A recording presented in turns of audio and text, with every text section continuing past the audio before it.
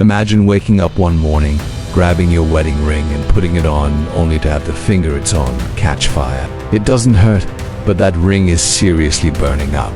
But let's start at the beginning.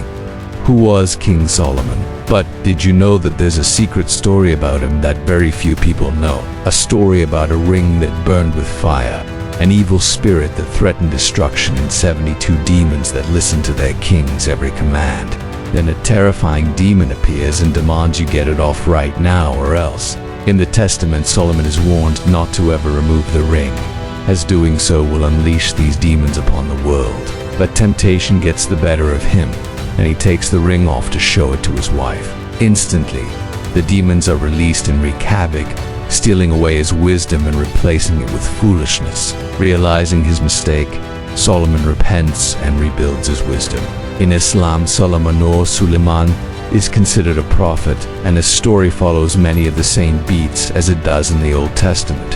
He is known for his wisdom, his wealth, and his ability to control the supernatural, including elemental beings called jinn, similar to the demons of Jewish lore. In Islamic tradition, Solomon's power over the jinn comes directly from Allah and is a test of faith and obedience. They also serve as warnings about the dangers of pride and the misuse of spiritual gifts. Perhaps it's because they tap into our deepest desires and fears. The idea of a hidden world of spirits and demons that exists just beyond our perception is both intriguing and terrifying. It reminds us that there are forces at play in the universe that we may not fully understand, and it makes us wonder what else might be out there that we don't know about. We all want to believe that we have the power to control our own destiny and protect those we love from harm.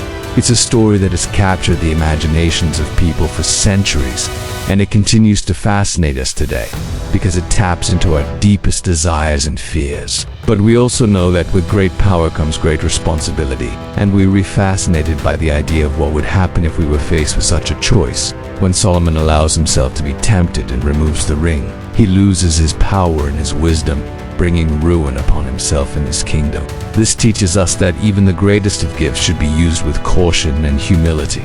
Just like in the Jewish stories, Solomon is said to have used his abilities to build magnificent structures in his case also. If you liked this video, please leave a big thumbs up. Thank you so much for watching. Until next time, stay curious, stay questioning, and remember, the greatest mysteries are the ones we choose to ignore. The Kubat al-Kokani, or the tent of the mighty Apala Sogran, was thought to be made of brass. However, the demons cause enough trouble that God intervenes, commanding them to be sealed back inside the ring. In ancient Mesopotamia, for example, kings were often seen as intermediaries between the gods at their core. These tales are really about the struggle between good and evil, and the importance of using our power responsibly. Solomon is a flawed character, but ultimately his wisdom and ability to control the supernatural will help him overcome adversity and protect his people, and the people able to call upon the powers of the divine to protect and defend their kingdoms. This theme of a righteous leader using their powers to protect the innocent and punish the wicked is a powerful one, and it's something that has resonated with audiences for centuries. With his wisdom restored, Solomon is granted even greater power over the spirits, solidifying his status as a master of the occult. And I mean, or else, what would you do? How would you respond? Would you take it off? But once he passed, the ring was lost and eventually found by King Solomon's son, Rehoboam. In fact, the Testament of Solomon was used as the basis for many magical texts and or books of magic, such as the medieval Lesser Key of Solomon. This grimoire was an extremely influential work that helped shape modern ideas of demonology and magic. It is still studied by those interested in the occult today. Unfortunately for him, he wasn't as wise as his father, and the moment he put on the ring, he tried to use the demons for his own selfish purposes, but they refused to listen to him. The whole concept of controlling demons with a magical ring is a common trope in fantasy stories today.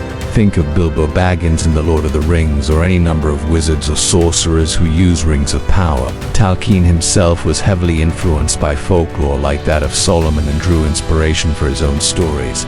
So in a way, Solomon created a legacy that continues to live on in our modern stories and in our imagination. Instead, they turned on him and drove him mad, forcing him to flee Jerusalem and leaving the kingdom in chaos. And this ring, sometimes called the Seal of Solomon, gave him authority to command spirits. According to the Testament of Solomon, which isn't part of the Bible but a Jewish text written around the 4th century CE, Solomon was told by the angel Michael to dig a deep hole near the temple and bury the ring there when he finishes building it. The Testament goes into great detail, listing 72 demons or spirits, each with a name, function, and place in the hierarchy. Each has unique powers and weaknesses, and all obey Solomon's commands without question.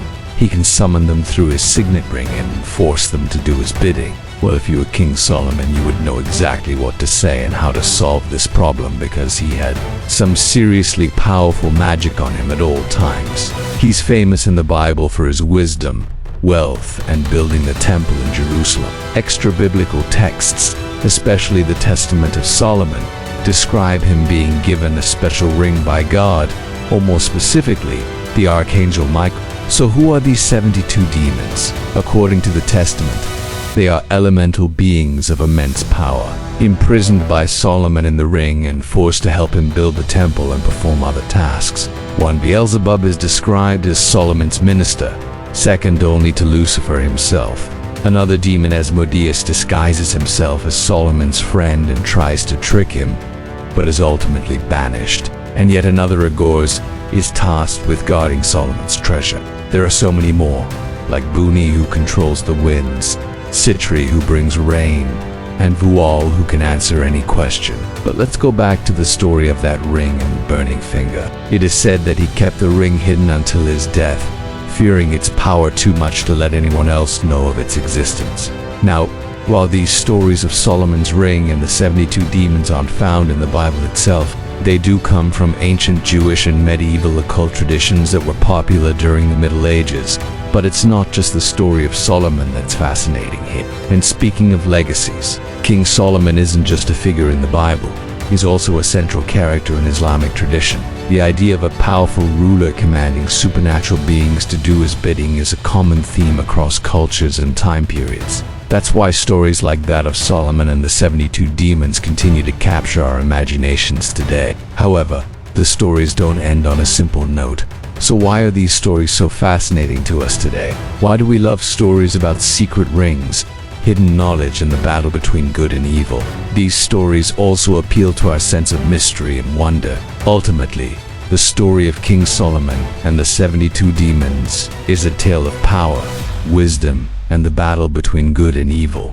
Do you think the stories of Solomon are true? Do you think that such a man actually existed? Let me know in the comments below.